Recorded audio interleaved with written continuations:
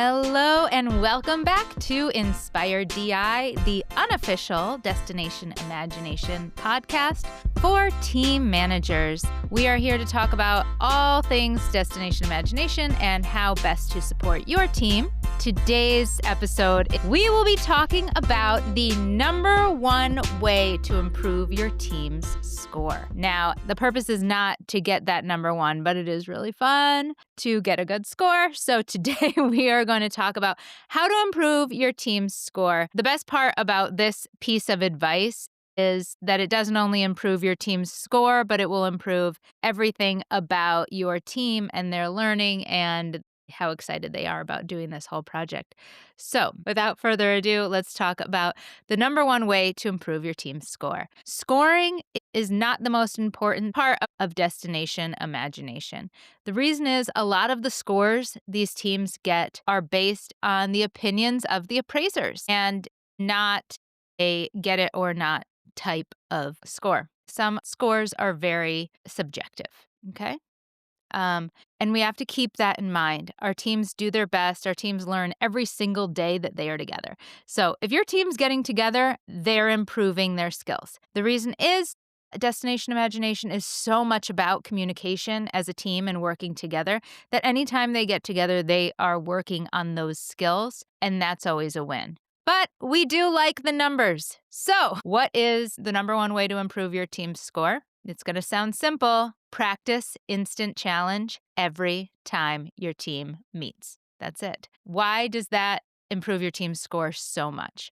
Well, first of all, let's talk really briefly about Destination Imagination scoring. The way scoring works, your team in their central challenge or their team challenge, which is the challenge they choose at the beginning of the season, the challenge they choose out of the 6 challenges that are put out by Destination Imagination headquarters, that challenge will be worth a total of 300 points, and that includes 2 team choice elements, which are each up to 30 points.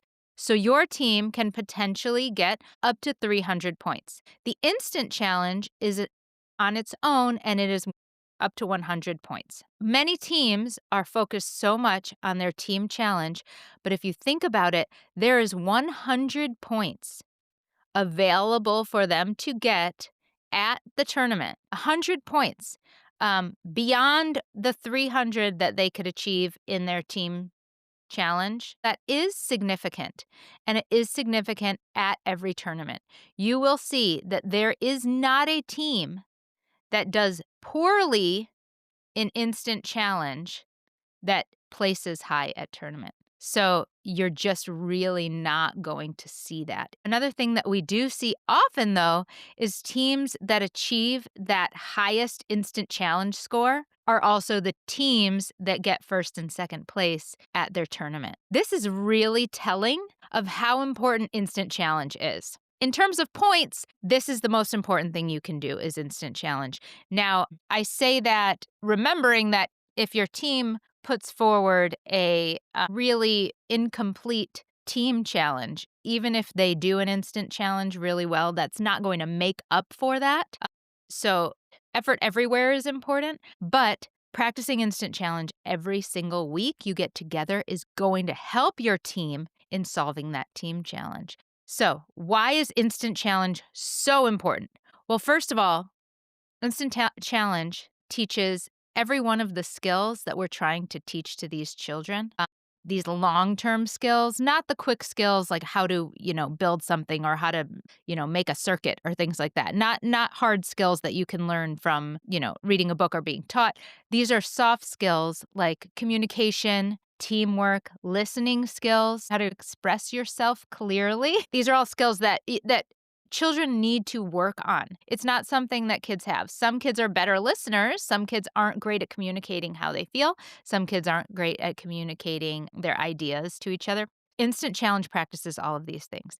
In instant challenge, they are given a challenge. They are given around 4 to 5 minutes to work on the challenge with their team, and then they are given time to either perform it or measure it depending on what they're doing. So instant challenge, there are officially 2 types of instant challenge. Your team can be given an instant challenge that is a performance-based challenge, a task-based challenge or a hybrid of both. And I also like to add this one other type of challenge that DI doesn't really categorize it separately, but I, in a way, categorize it separately, and I call it a communication challenge. And let me really quickly go through what each of those are and what that means. A purely task-based challenge is when your team is given something to build or create, but they don't have to give a performance when they are finished with that. There's no performance element of it.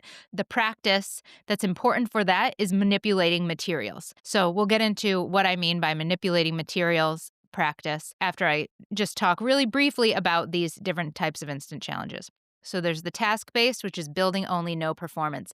There's performance-based, which is very much like an improv challenge. They'll be given a few prompts, something that they need to include in their challenge.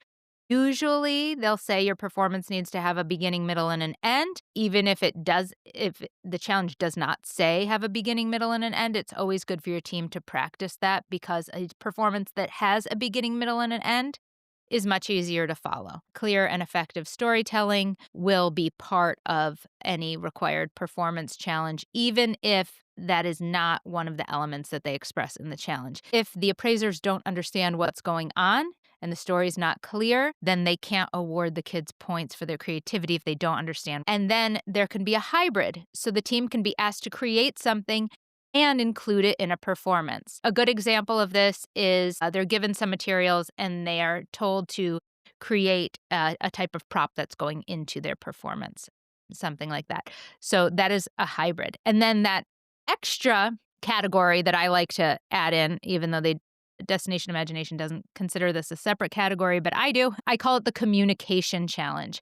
And that's where your team is usually split into two, and they need to somehow communicate with each other without one of their senses. So sometimes they'll be split up into two, and one team has to be silent. One side, or they have to perform silently and they don't know what the other one is doing. Sometimes the team is split and there's a partition between them. So they can't see what the other team is doing. Sometimes in that they're allowed to communicate with words. Sometimes they're not allowed to communicate with words. If you are not allowed to speak, this is a place where they can be creative. Some teams take not being allowed to speak as being completely silent and not making any noise. So let's talk about the purely task-based challenges.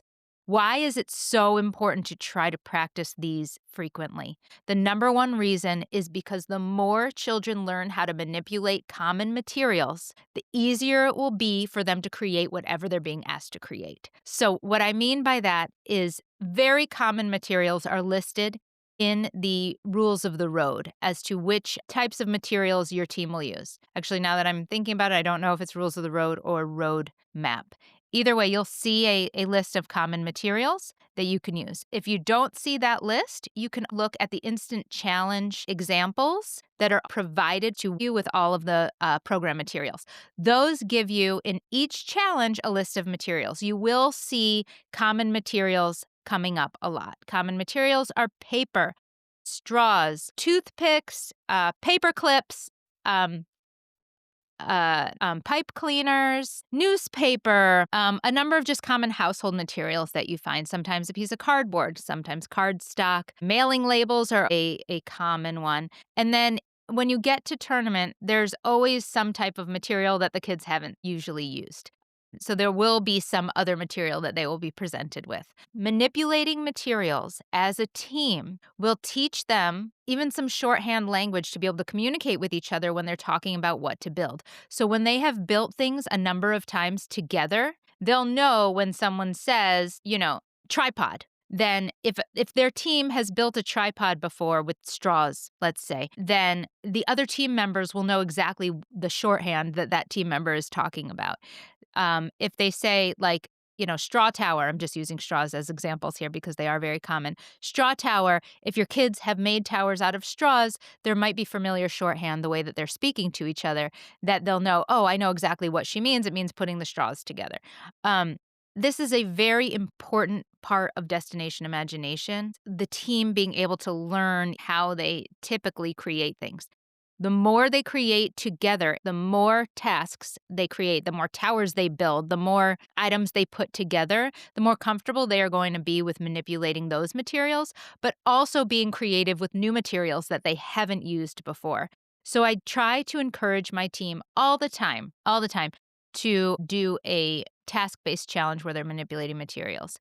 If you choose to practice a performance-based challenge during a meeting and you really just don't have time to do a task-based challenge, and that's okay because we need to practice those as well. If you don't have time, you can also just leave a bunch of materials out for the kids to manipulate while you're working on your team challenge. So while you're talking and while your team is planning out their team challenge, they can also be manipulating materials that you have out. Sometimes my team will come up with something to do in their team challenge when they're just manipulating materials. Other times they'll just start building towers, they'll start building big things. Whatever it is, instant challenge practice will always be important because the more they learn to play with common materials, the more confidence they're going to build as a team and the more confidence they're going to build individually. You'll also see that sometimes certain children flock to the same thing, start doing the exact same thing every time they try to build and not expanding the way that they create. A really exciting part about teaching instant challenge is that there is not interference in instant challenge practice. There's no such thing as interference in instant challenge practice. What does this mean? It means if I see my team build a tower and I have other ideas of how they could have manipulated materials to make a base wider or heavier or make something taller, when they are done, and when they've analyzed everything, and I'll talk about what to do in instant challenge when you're practicing it to get the most out of this instant challenge, but when they are completely done with practicing this instant challenge and they've analyzed it, sometimes I'll ask them what would happen if you folded the paper this way? What would happen if you put the straws together? What would happen if you bent the paper clip in a different way? These are all things that I'm allowed to say, or I can even show them. I can say, look what I can do with the paperclip. I can make it totally straight and straighten it out for them, or do whatever your idea is. We're allowed to show them that. Why is that not interference? It's not interference because we are showing them how to manipulate different materials for the purpose of creating things, but we are not giving them an idea of how to do the instant challenge that they are actually doing in their tournament. So I know this is a little confusing, but we can help them learn how to manipulate materials, how to make materials into different things, how to use materials, and it's not interference because we are not answering a question for them. When they get their challenge at tournament, we are not there to show them how to use a material. But if they've practiced using materials a number of different ways and been introduced to using materials a number of different ways, then they can pull from that knowledge that they now have because they've practiced instant challenge so many times. So let's move on to performance challenge. How do we practice these the best we can practice them? Well, for performance challenge, we have another opportunity of learning that they can take to tournament that is not interference. When my team is practicing performance instant challenges, this is the opportunity for me to reinforce and to teach performance skills. These are performance skills that they can do during their instant challenge, but they can also take those skills and use them for their team challenge. I can't comment when they're practicing team challenge if I can't hear them or they're not facing the audience or they're not in the right place. But what I can do when they're practicing their performance instant challenges is to work on and teach performance skills. So what are the basic performance skills we need to teach every kid and every team? Number one most important rule. I'm loving the number one most important rules today. Number one most important rule for a performance. Let me give you a second. What do you think it is? What I think it is facing your audience. So my teams laugh at me because they know my catchphrase. My catchphrase is no tushies. I don't want to see tushies facing me. And how do I explain that to them? I've said this to them. My littlest team hears this and my biggest team hears this. I say no tushies because if Their backs are facing the audience. The audience cannot see their facial expressions. The audience cannot hear them as well because they're facing the opposite direction. And your back does not speak. So that hurts your performance if somebody's back or multiple people's backs are facing the audience. So this is a performance skill that we work on all the time when we are practicing Performance Instant Challenge. Why? Because when they get to the point where they're practicing their team challenge performance, I'm not allowed to critique them because that is interference. That's telling them how to change their performance. And performance is a scored element. Therefore, I am not allowed to give them information about their performance or how I think they can improve it. They need to do it themselves. But if they have practiced with me during Instant Challenge, every time hearing me saying, don't put your back to the audience, always face your audience, then my team remembers that performance skill. And so when they're practicing their team performance, I hear my team say all the time when they're watching themselves perform, when they're watching themselves practice, or they see a friend put their back to the audience, they say no tushies because they're used to hearing that from me during the Instant Challenge performance practices.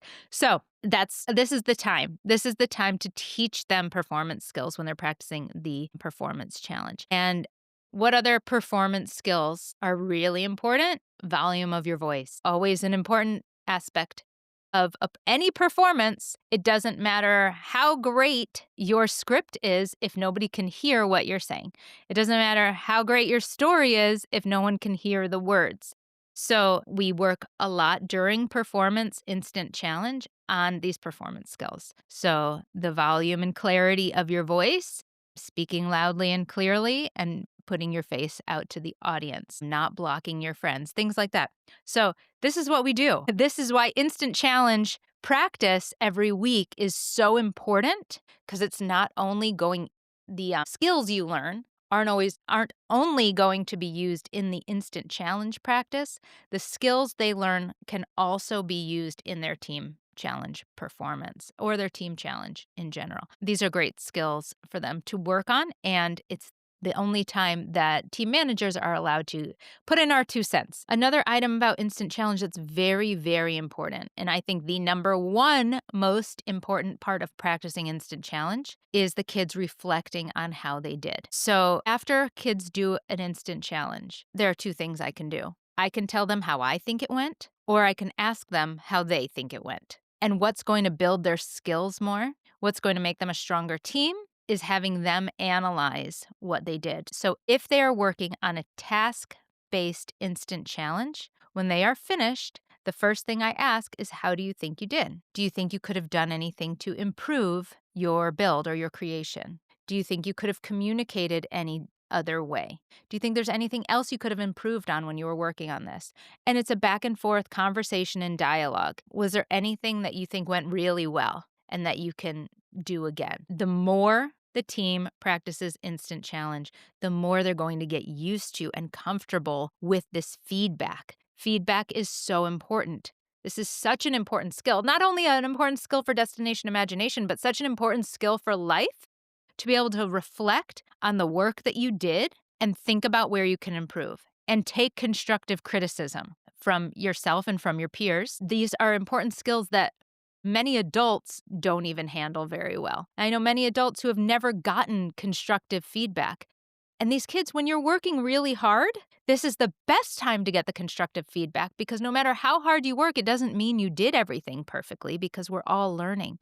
So the constructive feedback, making it natural to talk to each other about how we did, making it natural to analyze and be realistic about what we did and not just pat ourselves on the back and say we did such a great job and move on. We don't learn anything from that. We don't learn anything when we're like, well done, move on.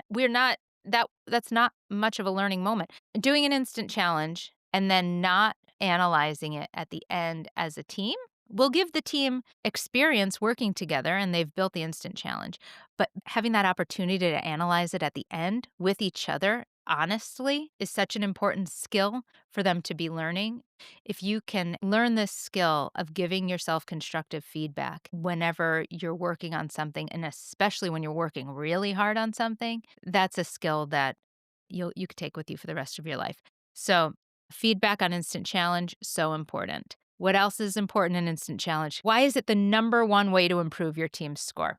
Well, if you have a team, say you have a team that is so great at Instant Challenge, at every Instant Challenge, they're great at the task base, they're great at performance, they're great at everything, they're doing so well, and you're getting closer and closer to tournament, and they're getting down to that crunch time where they want to really work on all of their projects for their team challenge, and they're working so hard every time they get together, and you don't slow down to do an Instant Challenge during those last few weeks, say. What happens? Well, they were doing so great, so it's okay that they don't. They're really good at Instant Challenge. They stopped exercising that Instant Challenge muscle for the last 2 weeks or 3 weeks or month or whatever time you pushed it off.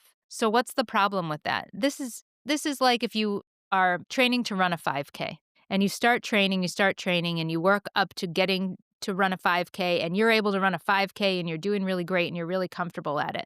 And then you realize the 5K race that you're training for isn't happening for another month and a half. But you're running so great, you've made it up to a 5K, and so then you start slowing down your training. And by 2 weeks before, you haven't even put on your running shoes. And the week before comes up and you're like, oh, maybe I should take a jog. You take a little jog that week, and then the 5K comes up that weekend, and you can barely survive running it. What happened? You were doing so well, you could run a 5K. Well, you stopped the work, you stopped the training, and your body and your muscles forget. That is exactly the same thing with Instant Challenge practice. It's just a muscle that needs to be used. And if it's not used, they lose it. They lose the working together. They lose that teamwork of the Instant Challenge and how they're communicating with each other. So whatever you do, always try to get that Instant Challenge practice in. It's just so important. Just try to get the Instant Challenge practice in. It also builds their confidence as a team and builds their confidence individually.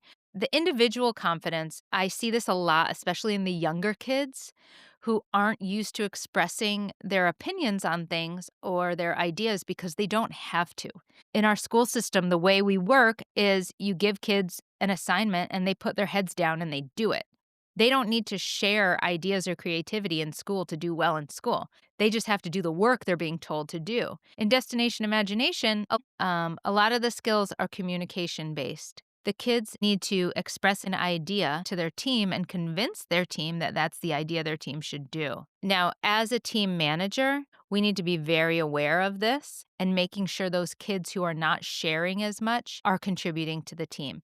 That's why in every Instant Challenge, scoring, teamwork is always a major part of that scoring. It's usually around 20 points. 20 out of 100 is teamwork alone. So what can you do to improve your team's teamwork? Number one, make sure every child has a role in their performance or their build. Does that mean that every child's idea is the one that's used? It does not. It means that every child is contributing in some way. So if it's a task-based challenge, if it's purely task-based, make sure everyone has a hand on some of the materials. Everyone has an opinion. People are paying attention to the rules. Someone's paying attention to the time. Everyone has to have a part. If there is a child standing there doing nothing, that will decrease your teamwork score. So just make sure your team is aware everyone is important and everyone needs to contribute in some way. If you have one kid on your team that is really not a builder and is really not into that part of DI, let that kid have a role as the team member in charge of the rules, in charge of keeping track of timing. These are all really important things that need to be done, and that can be the role that that team member plays if they're really not a builder. Same with in a performance-based challenge. Not all kids want to perform. What if you have a really big team and you don't have 7 places for them to be? You can have human props. What is a human prop? A tree. Somebody could stand there and be a tree. A rock. Someone could stand there and be a rock, and that's their part. Another thing you can do in performance challenges, if the team is performing a challenge that there might be movement in what they're doing, team members can be part of the performance without speaking by just moving. For instance, if they have to be on a trip If they're on a boat, everyone can be rocking. Now that person is part of the instant challenge because they are rocking. The only way to identify if certain kids are drawn to certain jobs during instant challenge is to continually do instant challenges. This is another way your team improves. You see what certain kids' strengths are, what they enjoy doing the most, and if you're seeing what their strengths are and you're seeing what they enjoy, and the teammates are also identifying these strengths, then your team can come up with a way to have each kid have a certain role during instant challenge. And they can identify that and say, Justin, you're really good at checking the rules and you always review the rules. Why don't you be the rule guy? So why is it so important to practice instant challenge every time you meet? This is why. The kids get really comfortable with each other. They get really comfortable in certain roles with each other. They get really comfortable with taking risks and manipulating materials. They get really comfortable with taking risks in their communication with each other and feeling confident enough to express themselves, feeling confident enough to, in a kind way, tell their team they're not liking something. Another really important skill that I haven't mentioned is patience. Patience in communication, especially when you are being timed, is a really difficult skill to learn, and most children haven't learned this skill yet. When you practice instant challenge, it's high pressure. You're against the clock, and your team needs to get something done quickly. Most kids will start off the first time they do instant challenges, shutting everybody down if they've got an idea. This is the pressure of an instant challenge where you're being timed. And a lot of kids don't know the proper way to communicate when this happens. More practice of instant challenge gets them out of that. As a team manager, you have the choice and the ability to be able to express to those kids all of the things about teamwork and communication that you're seeing and you're observing. And this is a place where you have an opportunity as a team manager to say, how could we have communicated that idea better? So, why is practicing instant challenge the number one way to improve your team's score? Number one, it's 100 points that are available. Now, sometimes they have a bad day in instant challenge, and that's fine, and they're just not going to do well at tournament that year, and that's what happens. That's the luck of the draw sometimes. But other times, it's just practice. It's just them being confident. Remember, 20 points, a full 20 points is teamwork. So even if your team does a terrible solution in instant challenge, but they work together as a team and they were kind to each other and everyone was contributing and everyone was trying and they were positive, they could get a full 20 points in teamwork. I've seen teams only get 26 points in an instant challenge. If they got 20 points in teamwork only, I can guarantee they're going to get more than 6 points in the other, 80 points available in that instant challenge, even if they don't do a very good job. So practicing instant challenge is that important. It improves all of the soft skills we're working on. It improves every single one of the skills we are working on that helps them to create the greatest team challenge that they can. It helps them in performance. It helps them learn skills that they can use in their team challenge performances. It helps because you get to teach more of these skills. It gives you as a team manager the opportunity to teach skills that you can't otherwise teach. Because when you see something happen in instant challenge, you can help. You can give instant challenge ideas. You can give performance training. You can give advice on manipulating materials. You can sit there with them and manipulate materials. Show them what to do, 15 ways to make a paper tower. There's an instant challenge right there, and you can work on it with them. So these are all skills that you can work on, and they will all improve your team's score. But the biggest is giving them the confidence to do instant challenge. Just because your team is doing well in their instant challenge practice also doesn't mean you can slow down getting up to tournament just because they're working so hard on their team challenge. Make sure whenever you meet, you always do an instant challenge, and it's fun. The kids love instant challenge. My kids beg for instant challenge when they're working so hard on their team challenge and their wheels are spinning and they're trying to be creative. Just throw an instant challenge and they're lighting the mood and they all have a fun time doing it. And my last tip about instant challenge, there are instant challenge all over the internet. Just search Destination Imagination instant challenge practice sets, and different states have put them out, different individuals have put them out, different teams have put them out. You can find a ton. If you're struggling with finding an instant challenge to do, or you forgot to put one together before the meeting, or whatever. Make it up. Make one up. What's most important is that they practice it. What did I see the other day online? It said, give your team a stack of papers and a stack of paper clips and say, build the tower as high as possible that can hold a book on top. That's it. So I did it with both of my teams. My elementary school team, I gave a little tiny notepad. And I said, build a tower with only paper and paper clips that can hold this notepad. My high school team, I gave them, a bigger hardback book. And I also said they'd get 10 extra points if they could, it was during the holidays, so I had a gourd sitting around for decoration. And I said, you get 10 extra points if the gourd is also on top of your tower. You can be creative yourself. Grab anything. Another friend I saw posted the other day, she just gave her team a prompt for a performance challenge. She said, this is your prompt. Make a performance. Something is sticky. Go. You have 4 minutes to prepare, 2 minutes to present your performance, something sticky. That was it. That was the prompt. She didn't have it typed out. She didn't even tell them the scoring. She just wanted them to practice together a performance, and that was the prompt. That was it. So if you forget to prepare your instant challenge, if you can't come up with a good one, you can just make them up if you want. But if you're like, that is way too much to ask me to also be creating instant challenges, then do a Google search, do a ChatGPT search, and you can find lots of sets of instant challenges that have already been prepared. If you want to know how to solve certain instant challenges, you can also look on YouTube for Destination Imagination instant challenges. And there are a number of teams and coaches that have put out videos of them solving an instant challenge. And that could be nice to maybe show your team if they're really having trouble, if they're struggling, or you could have them do an instant challenge and then show them that video afterwards on how another team solved that same instant challenge. That can be potentially helpful to your team as well. So the internet is our friend as team managers. Go out there. There's a lot of information out there. If you're really struggling with a problem or a question, you can always email me. I am coachkatedi@gmail.com. I'm always happy to answer questions. I'm happy to answer questions on the podcast if you would like to suggest. And the best way to get more, if you did enjoy this podcast or I was helpful at all, please like, subscribe, and leave a review. I would love some reviews. It really helps to get the algorithms going. And it helps me to know if these are helpful or not. If I should keep doing podcasts or if nobody's really getting anything out of it, then that would be helpful to know as well.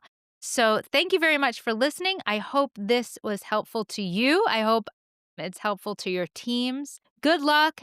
And if you don't do anything else at your team practice this week, do an instant challenge. Thank you so much for listening. I can't wait to bring you the next episode, which will most likely be talking about AI in DI, artificial intelligence in Destination Imagination, what tools your team is allowed to use, what tools we could use as team managers to support us. Come back for that next episode. It's going to be a really interesting one. DI has put out information about how they expect teams to use AI and how we need to disclose that. So I can't wait to get into that with all of you. That will be next week's episode. So make sure you subscribe so you don't miss any episodes. Remember, it's not your problem. Have a great day. Bye-bye.